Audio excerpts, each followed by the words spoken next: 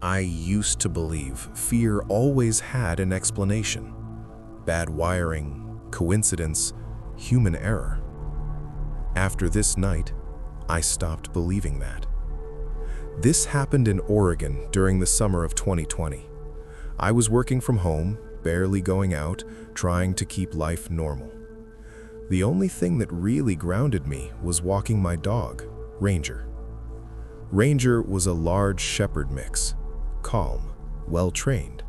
In years of owning him, I had never heard him growl at a stranger, not once. One evening, after a long hike, I stopped at a grocery store to grab a few things. The store was quiet, almost empty. That end-of-day silence where everyone just wants to go home. As we turned into the meat aisle, Ranger stopped. Not slowed down, not hesitated. He froze. His body stiffened, his ears lifted. Then he growled, low and steady. At first, I thought it was a smell. Raw meat, cleaning chemicals, something like that. I gave the leash a gentle tug and told him to keep moving. He wouldn't. That's when I looked up. A man was standing near the coolers. No cart, no basket, just standing there, watching us. He looked normal, hoodie, jeans, average build, the kind of person you wouldn't remember twice. What bothered me wasn't how he looked, it was how still he was. He didn't react to the growl, didn't step back, didn't smile or raise his hands. He just watched my dog like he was waiting to see what would happen next. I turned into the next aisle, telling myself I was overthinking it. Ranger followed, but he kept positioning himself between me and the man. A few aisles later, I realized the man was still there. Not right behind us, just close enough to notice, appearing at the end of aisles, never pretending to shop. When he finally walked past us, he came far too close, even though there was plenty of space. Ranger pressed against my leg, growling deeper now. The moment the man disappeared around the corner, Ranger relaxed completely, like a switch had been flipped. That scared me more than the growling. I left the store without buying anything. Outside, near the cart return, the man was standing there, watching the entrance. Ranger didn't growl this time. He leaned into me, protective. I don't know what that man wanted, but I know my dog understood something I didn't, and I trust that instinct now more than logic. This happened after work on a weekday evening. I was exhausted and stopped at a grocery store because my kitchen was empty. Everything inside felt normal. Bright lights, soft music, people moving on autopilot.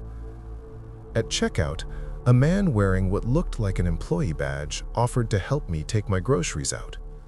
The badge looked real, slightly worn, familiar. I said yes. He immediately took control of the cart, steering it instead of walking beside me. As we walked, he asked casual questions, where I worked, if anyone was waiting at home, whether I lived nearby. None of it sounded wrong, but the way he listened made me uneasy, like he was filing things away. In the parking lot, he turned the cart toward a quieter area behind a row of trucks. When I corrected him, he laughed like it was an honest mistake. At my car, he loaded my groceries quickly, too quickly, leaning farther into my trunk than necessary, scanning the inside of my car. That's when I looked more closely at his badge. The photo looked older than it should have been. The number stood out. I told him I'd forgotten something inside and walked back into the store. At customer service, I asked if the badge number belonged to an employee. The manager's expression changed instantly. That badge belongs to someone who was fired years ago. When we looked outside, my trunk was still open. The man was gone. Since that night, I don't trust uniforms the way I used to, because all it took was a badge that looked real enough. I was in grad school and exhausted. I just wanted groceries and to go home. I noticed him first in the pasta aisle. Hoodie, cap, no basket. Then again near dairy. Then again in baking. Each time I moved, he appeared shortly after, never rushing, never close enough to confront. He didn't shop, he didn't browse, he just stayed nearby. I tested it by suddenly turning around. He adjusted without hesitation, like direction didn't matter as long as he stayed close.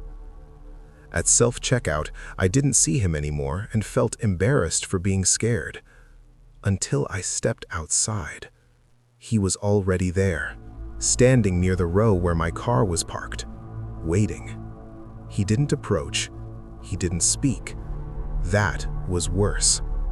I went back inside and asked an employee to walk me out. When we returned, the man was gone. Nothing technically happened, no threats, no words, but I stopped shopping at night after that. Because the scariest part wasn't being followed, it was how easily he stayed just within the boundaries of normal. I'm an elementary school teacher. I'm used to noticing small things. That evening, I took my 5-year-old son to the grocery store. He walked beside the cart, staying close, or so I thought. When I turned back from grabbing milk, he was gone. I found him one aisle over. A man was crouched beside him, speaking softly. As I got closer, I heard the man ask where we lived. I stepped between them immediately. The man didn't panic. He didn't apologize. He stood up calmly and said he was just helping. Later, when I asked my son what the man said, my stomach dropped. He already knew my name, my son said. Security never found the man. I still don't know how he knew it. That's the part that never settled. I was 19 and working late at a grocery store. Near the end of my shift, I noticed a woman standing at the end of a long aisle. No cart, no phone, just watching. Minutes passed, she didn't move. When I approached, pretending to straighten shelves, she leaned slightly toward me and whispered, "You shouldn't be here." Then she turned away. When I got the manager, she was gone. Later, I learned that aisle wasn't covered by cameras. I quit that job weeks later, because some places only feel safe until you realize how many blind spots exist.